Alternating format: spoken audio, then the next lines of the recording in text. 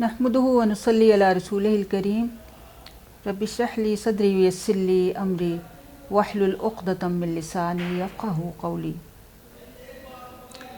क़ुरान मजीद के साथ साथ सीरत नबवी सल्लल्लाहु अलैहि वसल्लम को सीखना और पढ़ना भी हमारे लिए फ़र्ज़ है, और इसके लिए बहुत ज़्यादा ज़रूरी है कि प्यारे नबी सल्लल्लाहु अलैहि वसल्लम की ज़ात और आपकी सिफ़ात भी हमें मालूम हों, और आपके फ़ज़ाइल जो कुरान और हदीस से साबित हैं उनको भी हम अच्छी तरह से जानें, ताकि प्यारे नबी सल्लल्लाहु अलैहि वसल्लम की मोहब्बत भी हमारे दिल में हो, आपकी अज़मत और आपकी फ़जीलत जो है हमारे दिलों में रासिख़ हो जाए।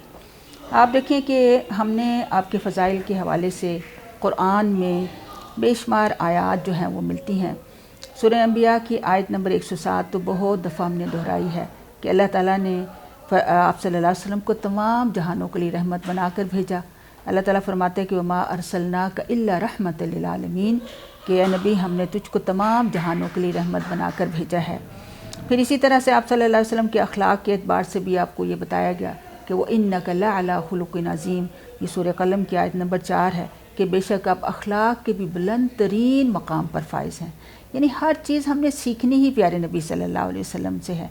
इस वजह से ये फ़ज़ाइल और ये सारी चीज़ें जो है हमें पता चलती हैं कि आप सल्लल्लाहु अलैहि वसल्लम का मकाम और मर्तबा अल्लाह रब्बुल आलमीन की निगाह में क्या था कि अल्लाह ताला ने ख़ुद फरमाया सूरह अलम नशरह की आयत नंबर 4 में कि वरफ़अना लका ज़िक्रक, कि बिलाशुबा हमने आपका ज़िक्र बुलंद कर दिया है। ये आपके ज़िक्र की बुलंदी है कि आज बच्चे बच्चे के मुँह पर प्यारे नबी सल्लल्लाहु अलैहि वसल्लम का तज़किरा भी है, प्यारे नबी सल्लल्लाहु अलैहि वसल्लम की मोहब्बत भी दिलों में मौजूद है। लेकिन ये मोहब्बत हमसे क्या मुतालबा करती है, इसको हम कुरान और सुन्नत की रोशनी में ही समझ सकते हैं और उसके मुताबिक अपनी ज़िंदगियों को बना सकते हैं। हमने आपके फ़ज़ाइल के हवाले से आपकी नबूवत से पहले के फ़ज़ाइल हमने देखे। आज हम आपके फ़ज़ाइल तौरात की रोशनी में देखेंगे कि तौरात शरीफ में प्यारे नबी सल्लल्लाहु अलैहि वसल्लम की क्या फ़ज़ाइल बताए गए हैं। अद-दारमी में सही अद-दारमी की एक हदीस है जो मैं आपके सामने रखूँगी, और इससे फिर हमें प्यारे नबी सल्लल्लाहु अलैहि वसल्लम के फ़ज़ाइल जो हैं हमें पता चलेंगे। हज़रत काब रज़ियल्लाहु अन्हु फरमाते हैं कि मैंने तौरात में लिखा हुआ पाया। हज़रत काब जो थे ये यहूदी थे और मुसलमान हुए, तो तौरात के आलिम भी थे। तो वो कहते हैं कि मैंने तौरात में लिखा हुआ पाया कि मोहम्मद सल्लल्लाहु अलैहि वसल्लम अल्लाह के रसूल होंगे, न तेज़ मिजाज न तुर्शरू, बाज़ारों में शोर व शगब करने वाले, न बुराई का बदला बुराई से देने वाले, बल्कि माफ़ करने वाले और दरगुज़र करने वाले होंगे। इनकी उम्मत बहुत ज़्यादा हम्दो सना करने वाली होगी। देखें ये मेरे और आपके बारे में ज़िक्र है कि हमें भी चाहिए कि हम बहुत हम्दो सना करें। देखें कि तौरात में भी अल्लाह रब्बुल आलमीन ने इस चीज़ का इजहार किया कि मोहम्मद सल्लल्लाहु अलैहि वसल्लम की उम्मत हम्दो सना करने वाली होगी। हर जगह वो अल्लाह ताला की हम्दो सना बयान करेंगे। यानी ये भी उम्मत के बारे में है कि हर जगह हम्दो सना अल्लाह की सिर्फ ये नहीं है कि ज़बानी हम अल्हम्दुलिल्लाह सुबहान अल्लाह कहते रहें, बल्कि अल्लाह के दीन की तालीम को आम करना भी अल्लाह की हम्दो सना है। फिर हर ऊंची जगह पर चढ़ते हुए वो अल्लाहु अकबर कहेंगे। इनके तहबंद पिंडलियों तक होंगे, अपने आज़ा का वज़ू करेंगे, नमाज और क़िताल के लिए एक ही सफ़ बनाएंगे। यानी सफ़ बस्ता, सफ़ की यहाँ अहमियत जो है हमें मालूम होती है। इनका मुनादी यानी मुअज़्ज़िन जो है खुली फ़ज़ा में अज़ान देगा। देखें नमाज की अहमियत हमें यहाँ से पता चलती है कि तौरात में मोहम्मद सल्लल्लाहु अलैहि वसल्लम की उम्मत की नमाज़ों का भी ज़िक्र है, अज़ानों का भी ज़िक्र है। फिर आधी रात के वक्त उनके अज़कार की आवाज़ शहद की मक्खियों की तरह आहिस्ता होगी। यानी तहज्जुद के टाइम जब इंसान उठता है और अल्लाह का ज़िक्र करता है, या फ़जर के टाइम, उस वक्त भी तो अंधेरा होता है, उस वक्त बंदा उठता है और अल्लाह की हम्दो सना बयान करता है, नमाज के लिए उठता है, वज़ू करता है, इससे पहले नफिल पढ़ता है, अल्लाह को याद करता है। तो देखें तौरात में इसका क्या ज़िक्र है कि उनकी आवाज़ शहद की मक्खियों की तरह आहिस्ता होगी। और फिर नबी सल्लल्लाहु अलैहि वसल्लम के बारे में बताया कि उस रसूल की जाए पैदाइश मक्का होगी और जाए हिजरत ताबा जो है ये मदीना मुनव्वरा का नाम है ना, यानी मदीना मुनव्वरा होगी, और इसकी हुकूमत की सरहदें शाम तक पहुँचेंगी। गोया आप सल्लल्लाहु अलैहि वसल्लम की फतूहात, मुसलमानों की फतूहात का ज़िक्र जो है वो तौरात में मौजूद है। तौरात की जो असली नुस्खे में ये सारी चीज़ें जो हैं वो मौजूद हैं।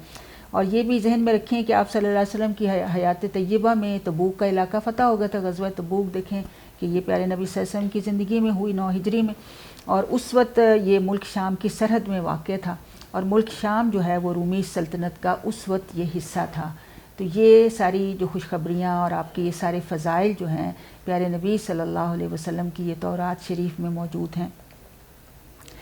اسی طرح سے ایک اور حدیث جو بخاری کی ہے وہ بھی ہمیں ملتی ہے کہ حضرت عبداللہ بن عامر بن عاص سے تورات شریف میں رسول اللہ صلی اللہ علیہ وسلم کے ذکر خیر کے بارے میں پوچھا گیا، تو انہوں نے فرمایا کہ واللہ رسول اللہ صلی اللہ علیہ وسلم کی بعض وہی صفات تورات میں مذکور ہیں جو قرآن مجید میں بھی مذکور ہیں، یعنی اس میں کوئی فرق نہیں ہے، سب اللہ کی کتابیں ہیں اور اللہ کی سچی کتابیں ہیں۔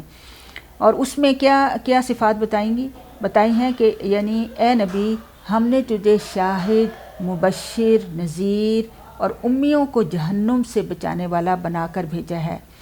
تو میرا بندہ اور رسول ہے، میں نے تیرا نام متوکل رکھا ہے، یعنی توکل کرنے والا۔